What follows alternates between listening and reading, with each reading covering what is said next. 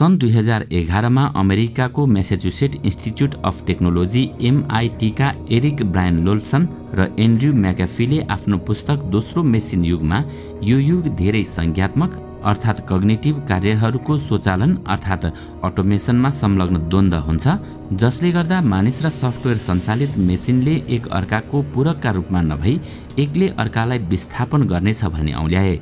किनभने सफ्टवेयरले मानिसले भन्दा वस्तुगत रूपले लगातार र छिटो गतिविधिको मूल्याङ्कन गर्ने र मानिसहरूको संलग्नता बिना नै अल्गोरिदमले कर्पोरेटहरूको आय लगायत अनेकौं विषय र क्षेत्रमा पूर्वानुमान गर्छ। दर्शकवृन्द, आउनुहोस् आजको यस श्रृङ्खलामा हामी कसरी डाटा र प्रविधिमा आधारित भीमकाय निगमहरूले मानव दिमागको ह्याक गर्न सक्छन् यसैको बारेमा चर्चा गर्नेछौँ। सन् 1950 देखि कम्प्युटरको विकासपछि दोस्रो मेसिन युगको आरम्भ भयो। अहिले कम्प्युटर हार्डवेयर, सफ्टवेयर र सञ्जालहरू डिजिटल प्रविधिको अङ्ग बनेका छन्।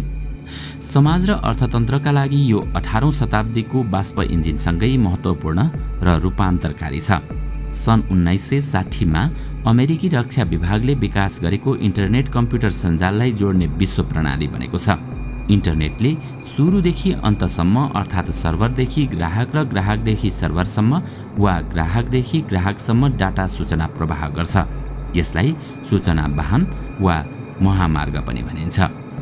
सन् 1989 मा एक ब्रिटिस कम्प्युटर वैज्ञानिक टिम बर्नर्स-लीले विश्वव्यापी सञ्जालको अवधारणा अघि सारे। सन् 1990 को दशकको अन्तदेखि इन्टरनेटको तीव्र प्रयोगसँगै कम्प्युटरको गणना गर्ने क्षमता पनि भ्वात्तै बढ्यो। यसै पृष्ठभूमिमा सन् 1979 मा आधिकारिक रूपमा इन्टरनेट अफ थिङ्ग्सको अवधारणा देखा पर्यो।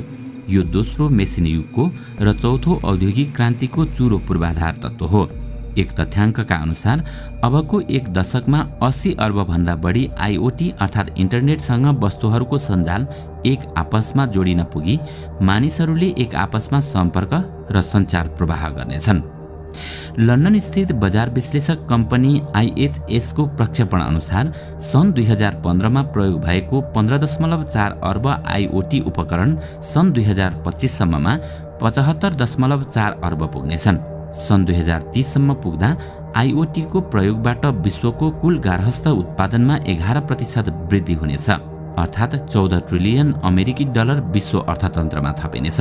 IoTले हरेक मुख्य उद्योग, स्वास्थ्य सेवा, वित्तीय प्रणाली, यातायात, ऊर्जा उत्पादन, प्रसारण तथा वितरण, कृषि, स्मार्ट शहर सेवादेखि अनगिन्ती क्षेत्रमा प्रभाव पार्नेछ। सन् 2005 मा रोजर मगुलसले बिग डाटाको नामाकरण गरे, जसको आकार लगातार बृहत बन्दैछ। सन् 2012 सम्ममा रहेको केही टेराबाइट डाटाबाट जेटाबाइटमा पुगिसकेको छ। IHS मार्केटको प्रक्षेपण अनुसार सन् 2017 मा इन्टरनेटमा जोडिएका लगभग 20 अर्ब फोन, कम्प्युटर, सेन्सर र अरू उपकरणहरूमा सन् 2020 सम्ममा अर्को 10 अर्ब थपिनेछ। बजारको सूचना अध्ययन गर्ने फर्म IDC का अनुसार सन् 2017 देखि 2025 बीचमा विश्व डाटा क्षेत्र वार्षिक 30% ले वृद्धि हुनेछ। सन् 2008 मा उत्तर कोरियाका 3 वैज्ञानिकले कृत्रिम बुद्धि AI को विकासमा उच्च फड्को मार्दै डिप लर्निङ अल्गोरिदमको विकास गरे। अल्गोरिदमले ठूलो मात्रामा डाटाको अध्ययन विश्लेषण गर्न, मानिसले जस्तै निर्णय गर्न वा भविष्यवाणी गर्न सक्छ। यस्तो AIले वा मेसिन लर्निङले भाषाको अनुवाद, व्यक्तिको स्वर पहिचान, सडक र मानव व्यवहारको डाटा अध्ययन गरी रोबोटद्वारा चालक रहित गाडी चलाउने जस्ता काम सम्भव हुन पुगेको छ। यसको माध्यमबाट अहिले बैंकको स्वरूपलाई परिवर्तन गर्न मात्र होइन, डिजिटल मुद्राले नोट र सिक्कालाई विस्थापन गर्न र कारोबारको सूचनालाई केन्द्रीकृत गर्न सकिनेछ। सन् 2030 मा पुग्दा AIले मात्र विश्वको गार्हस्थ उत्पादनमा 16 ट्रिलियन अमेरिकी डलर वृद्धि हुनेछ। सन् 2008 मा एप्सको निर्माण एवं गुगल र एप्पलले एप्स स्टोरको सेवा सञ्चालन गरे। सन् 2020 को प्रथम त्रैमासिक सम्ममा गुगल स्टोरमा 25,60,000, एप स्टोर iOS मा 18,85,000, विन्डोज स्टोरमा 6,69,000 र अमेजन स्टोरमा 4,79,000 एप्सहरू रहेका छन्। सन् 2019 को अन्तसम्म सबै एप्स स्टोर्सबाट 204 अर्ब पटक डाउनलोड भएको छ। एक अनुमान अनुसार युरोपियन युनियनभित्र रहेका देशहरूमा मात्र प्रतिवर्ष 10 अर्ब युरो बराबरको अर्थतन्त्र एप्सले सृजना गरेको छ र 5,29,000ले रोजगारी पाएका छन्, जुन 2020 को तथ्याङ्क अनुसार रोब्लोक्स नामको खेल एप्सले मात्र प्रतिदिन 27,40,000 अमेरिकी डलर कमाउने गरेको छ। 5G सूचना सञ्जालले नयाँ औद्योगिक क्रान्तिको आधारशिला तयार पारेको छ। यसले स्मार्ट समुदाय, यातायात र सहरहरू बनाउने सम्भावना प्रदान गर्छ।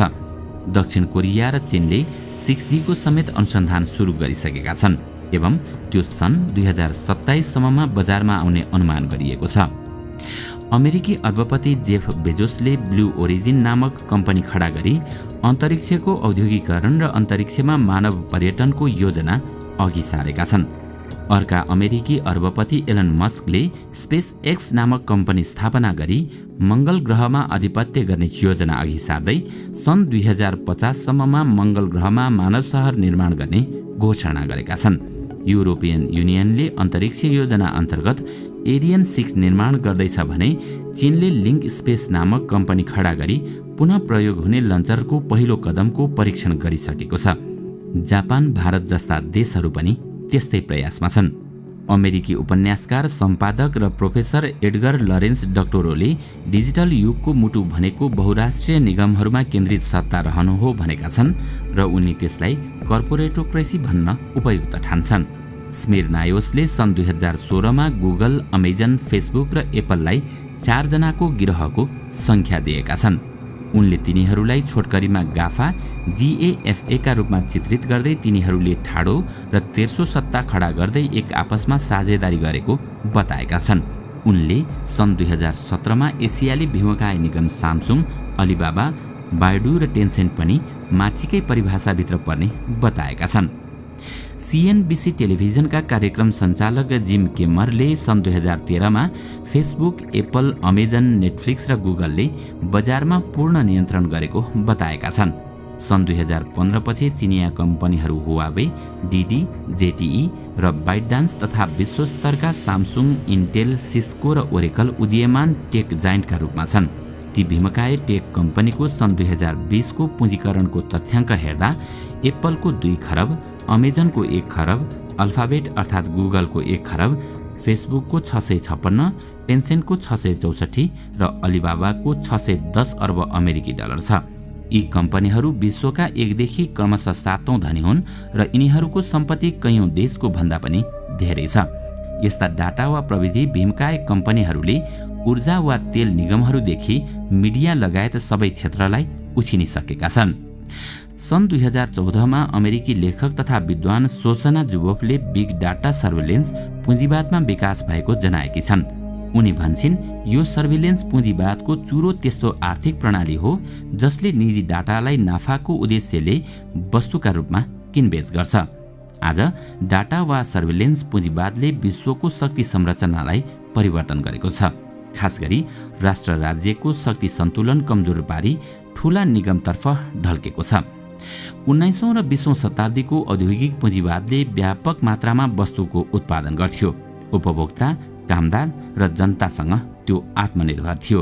त्यस विपरीत सर्भिलेन्स पुँजीवादले डाटामा आश्रित तर सर्भिलेन्स पुँजीवादको प्रक्रियाबारे अनभिज्ञ सर्वसाधारणलाई शिकार बनाएको छ। सर्भिलेन्स पुँजीवादले जनताको आत्मनिर्णयको मनोवैज्ञानिक र राजनीतिक आधारलाई चुनौती दिएको छ। त्यस्ता निगमहरूले जनताको निम्न चेतना, अज्ञानता, सहायता बेगरको सिकाइ, असावधानी, असुविधा, आदत वा खास उद्देश्य नबोक्ने जस्ता मानवीय कमजोरीलाई प्रयोग गर्दै जनता वा प्रयोगकर्तालाई जालमा पारिरहेका छन् र उनीहरूको आत्मनिर्णयमाथि नराम्ररी प्रभावित पार्ने गर्छन्।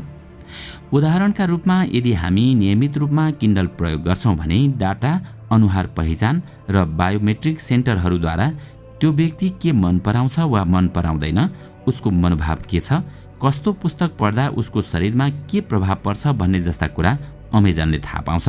यहाँसम्म कि त्यस्ता भीमकाय निगमहरूले भविष्यमा मानव दिमागलाई समेत ह्याक गर्न सक्छन्। सर्भिलेन्स पुँजीवादको अर्को रूप राजनीतिक अभियान या चुनाव अभियानलाई प्रभाव पार्नु पनि रहेको छ। द ग्रेट ह्याक डकुमेन्ट्री फिल्ममा क्याम्ब्रिज एनालिटिक नामक कम्पनीले फेसबुकलाई प्रयोग गरी सन् 2016 को अमेरिकाको राष्ट्रपति चुनावलाई प्रभावित गरेको देखाएको छ। सन् 2010 देखि 2012 सम्मको अरब विद्रोह र सन् 2018 को फ्रान्सको पहिलो बेहेस्ट आन्दोलन समेत सामाजिक सञ्जालको भूमिकाका कारण शक्तिशाली बनेका थिए। जोअफको विचारमा अहिलेको सर्भिलेन्स पुँजीवाद माथिबाट गरिएको सत्ता पलट जस्तै हो। माथिका तथ्य र विश्लेषणलाई हेर्दा अहिलेको पुँजीवादको मूल चरित्र डाटा पुँजीवाद वा डाटा प्रभुत्ववाद रहेको छ। बिग डाटाको विकास, कम्प्युटरको गणना गर्ने क्षमतामा गुणात्मक फड्को, एआईको विकास एवं जैविक रासायनिक र जैविक प्राविधिक क्षेत्रमा देखिएको फड्कोका कारण अबको सामाजिक आर्थिक रूपान्तरणको स्वरूप विगतको भन्दा नितान्त भिन्न हुनेछ। अल्गोरिदमको प्रयोगबाट मानिसहरूका जैविक रासायनिक डाटाहरूको विश्लेषण गरी मानिसहरूले के सोच्दैछन् र उनीहरूभित्र के कस्तो संवेदना प्रकट भएको छ, कस्ता रोगहरू देखा पर्दैछन् वा पर्न सक्छन् भन्ने सुरुमै थाहा पाउन सकिने हुँदा कैयौं रोगको उपचार सहज र सम्भव हुने कुरा जस्ता कैयौं सकारात्मक पक्ष पनि छन्। यो 21औं शताब्दीको पुँजीवादको मुख्य रूप डाटाको सङ्कलन, खरिद बिक्री बन्न पुगेको छ। फेसबुक लगायतका सामाजिक सञ्जालमा विभिन्न व्यक्तिले पोस्ट गरेका निजी डाटाहरू ती व्यक्तिले केही समयपछि बिर्सन सक्छन्, तर ती निगमहरूले अनन्तसम्म सुरक्षित राख्छन्, त्यसको विश्लेषण गर्छन् र त्यस आधारमा व्यापार लगायत विभिन्न क्षेत्रमा आफ्ना रणनीति तयार गर्छन्। ती ठूला निगमहरू निरन्तर धनी बन्दैछन् र देश बीचको अन्तर पनि चुलिँदैछ। तिनीहरू डाटा अर्थात् सूचना र ज्ञानलाई नियन्त्रण गर्ने होडमा छन्।